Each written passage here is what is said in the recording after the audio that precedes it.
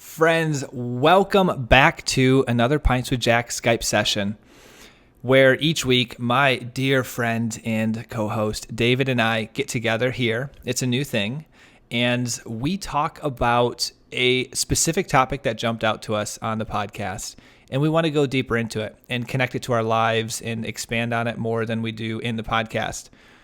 And so before getting into that, David, thank you for joining me and providing your wisdom.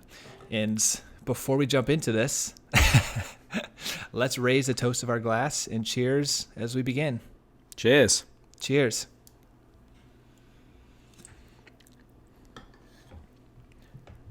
There was a scene in this week's chapter when Psyche and Orwell meet. So Psyche was supposed to be sacrificed. She's supposed to be dead.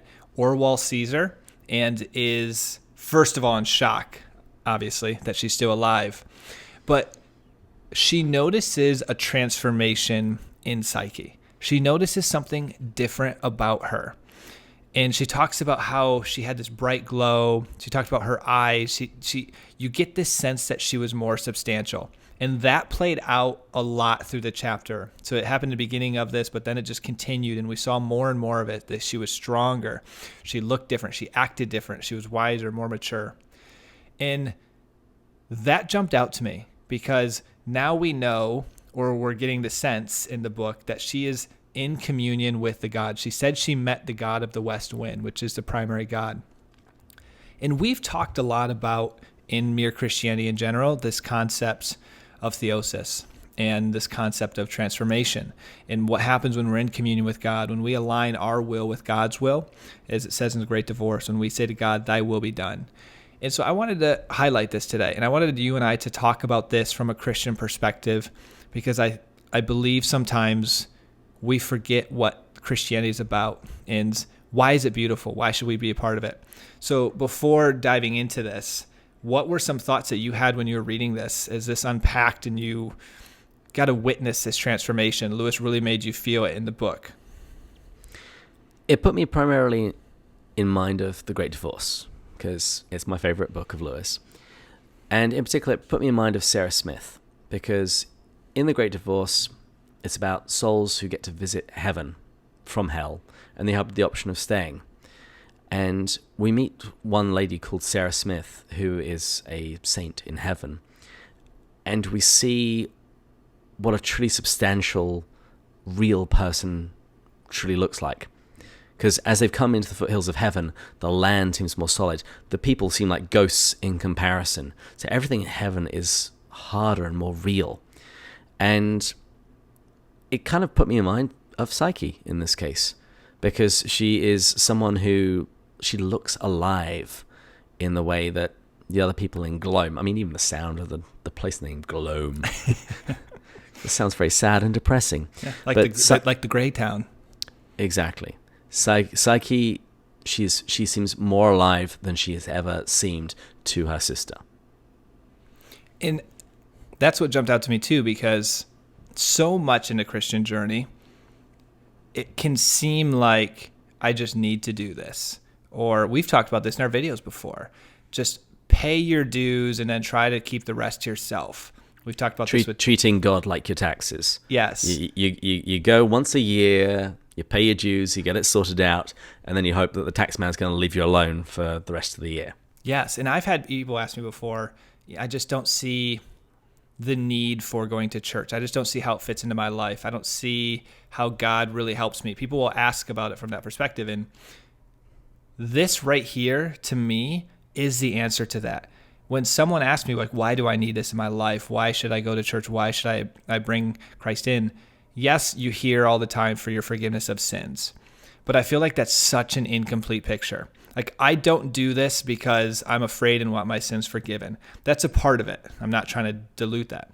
But I go to Mass every day, or attempt to, and pray for a significant amount of time because I want that transformation.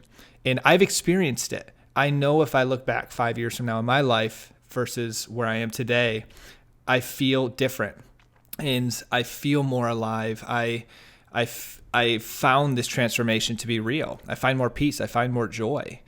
And we've all met these types of people, these saints that you meet and you say, they just exude the Holy Spirit. They exude joy.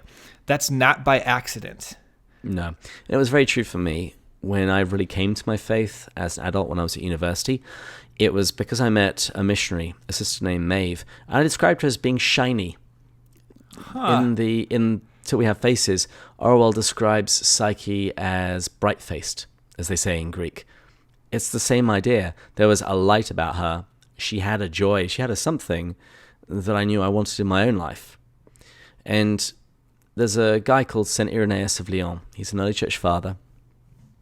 And in Against Heresies, he wrote, "The glory of God is man fully alive." And when you encounter somebody else who is fully alive, you want to know, where does that come from? Well, okay, so now that we've talked about this, let's say as someone watching this says to himself, all right, I'm intrigued. So Christianity, there's something more here. What would you say our next steps or good things to be doing to go deeper? I'm not maybe saying as an atheist coming to Christianity, but someone who wants to look at it from this lens, some resources, some practices to help this transformation happen in their own life. I think I might suggest running it as an experiment, so to speak.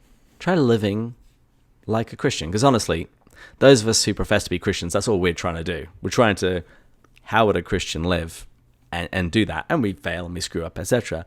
But the purpose is to become like Christ. And some people see it as corny or hokey or overdone, but the WWJD, what would Jesus do? Try and live your life with that question at the back of your mind in every decision. And I think that would naturally lend itself to wanting to try and spend some time in prayer. Even if it's just praying to a God that you're not entirely sure exists, just to thank him for all the good things in your life. Because, if you're alive and breathing, you have some things to say thanks for. That makes me think of, we talked about this in a podcast today, that quote, "Those who know, no explanation is needed. Those who don't know, no explanation will suffice." I think of that with this because we can try to explain here what this spiritual transformation is, what happens on the inside. You meet these people that radiate. Lewis is trying to do that in this book, and he's doing a decent job. But until you've experienced for yourself, as you said, you've committed to it, it will be hard to understand what we're talking about. This feeling alive, this feeling authentic, this feeling of that peace and joy that comes with the transformation of the divine life coming within you. And is it Chesterton that says Christianity hasn't been tried and found wanting, but found wanting of trying or something? You're going to get this. This is what David does. He corrects where I'm 80% there. But basically that point, that Christianity hasn't been tried and found wanting. It just hasn't been tried. That's the thing. Because it often demands a lot from us. It demands a complete reorientation of our lives. And that was the only point I was going to make, is when we talk about things that one can do to try and experience this transformation, it's not magic. It's not an incantation. Mm-hmm. It's also not a 10-step plan that's guaranteed at the end. If you listen to Christians talking about their journey with the Lord, he often comes in at some quite surprising points.